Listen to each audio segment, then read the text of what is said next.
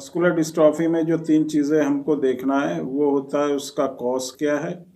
उसके सिम्पटम्स क्या हैं और उसका जो है ट्रीटमेंट हम किस तरह से कर सकते हैं। किस वजह से मस्कुलर डिस्ट्रॉफी होती है, उसमें क्या लक्षण होते हैं और उसका उपचार या इलाज हम किस तरह से कर सकते हैं, यही चीज़ जो है बहुत ही ज़रूरी होती है। तो कॉज़ जो होता है मस्कुलर डिस्ट्रॉफी का, क्योंकि ये एक जेनेटिक डिज़ीज़ है, जेनेटिक प्रॉब्लम है और ये एक्स लिंक्ड रेसेसिव डिसऑर्डर की कैटेगरी में आता है। जो इस मस्कुलर डिस्ट्रॉफी का जो जीन होता है, जो रिस्पॉन्सिबल होता है, जिसके अंदर म्यूटेशन होता है या एक्सॉन में डिलीशन होता है, वो हमारे एक्स क्रोमोसोम के ऊपर रहता है। ये जो जीन होता है जिसको डिस्ट्रोफिन जीन कहते हैं, ये सबसे बड़ा जीन हमारी बॉडी में माना जाता है और इसमें 1 से लेकर 79 तक जो है एक्सॉन होते हैं। कहीं पर भी एक्सॉन में अगर डिलीशन होगा या जो जीन हमारे जो प्रोटीन होती है, डिस्ट्रोफिन प्रोटीन होती है, उसको कोड करता है, वो अगर जीन वहाँ से मिसिंग होगा तो जो प्रोटीन होता है वो हमारी बॉडी में नहीं बनता और जिसके ना बनने से जो मसल्स होती हैं वो वीक होती चली जाती हैं, कमज़ोर होती चली जाती हैं, सिकुड़ती चली जाती हैं और सूखती चली जाती हैं, जिससे मस्कुलर डिस्ट्रॉफी की जो प्रॉब्लम है वो होने लगती है। मांसपेशी इतना कमज़ोर हो जाती हैं कि हम जो भी कोई काम है वो आसान से आसान काम भी करने में जो है हम नहीं कर पाते और हमें बहुत ज़्यादा परेशानी होती है।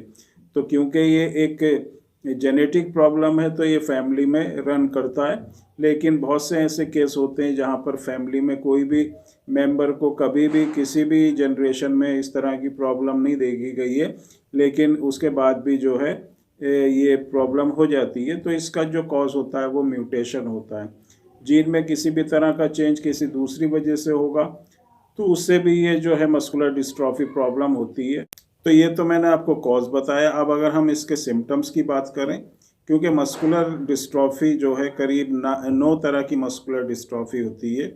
किस एज में वो स्टार्ट होती है, उसमें क्या सिम्टम्स होते हैं, उस हिसाब से इसको अलग अलग कैटेगरी में रखा गया है। जो सबसे जैसे पहले बताया गया है कि जो सबसे ज़्यादा खतरनाक और तेज़ बढ़ने वाली जो मस्कुलर डिस्ट्रॉफी होती है,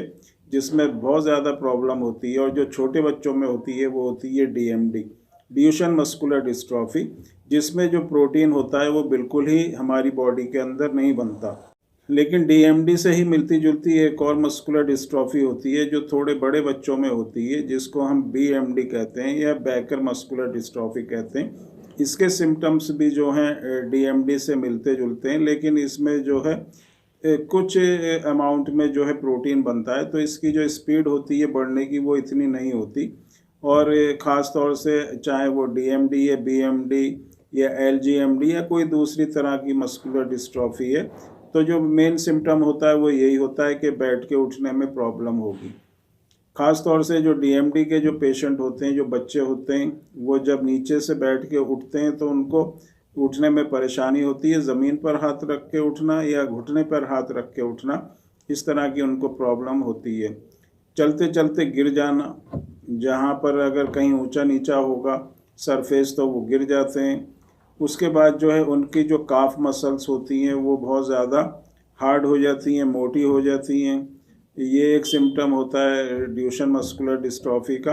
रीढ़ की जो हड्डी होती है, जो स्पाइन होती है, वो उनकी टेढ़ी हो जाती है और जो थाई एरिया होता है, जो टांग के ऊपर का हिस्सा होता है, वहाँ की मसल्स बिल्कुल सूख जाती हैं। हाथ पैर भी टेढ़े हो सकते हैं इसमें। और इसके अलावा जो रीढ़ की हड्डी क्योंकि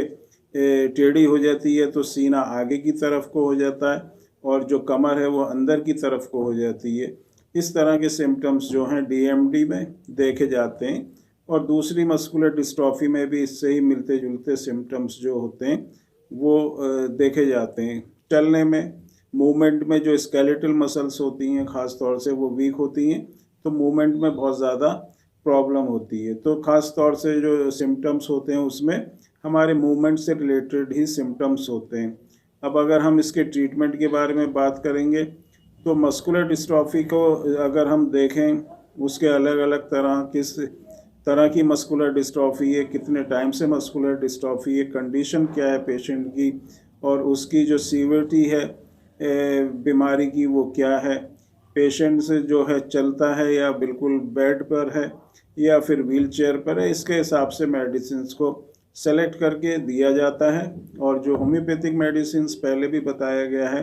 बहुत अच्छा रिजल्ट होम्योपैथिक मेडिसिन का मस्कुलर डिस्ट्रॉफी में है।